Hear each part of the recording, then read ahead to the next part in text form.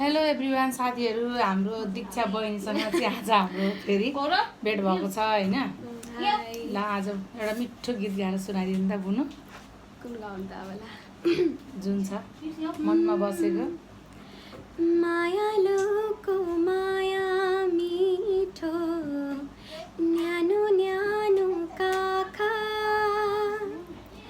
जुनी जुनी सयौं जुनी अंगालोमै राखा सिरी सिरी हावा चल्यो उड्न लागेमा तिम्रो मनको स्वर्ग छेउ पुग्न लागेमा। Thank you. यति ल कस्तो छ हाम्रो बुनुको स्वर है? साथ सपोर्ट गरिदिनु होला बुनुलाई पनि है। फलो गर्नु होला दीक्षा, फलो गर्नु होला दीक्षा बुनुलाई र अनिता दिदीलाई पनि। ल धन्यवाद बुनु।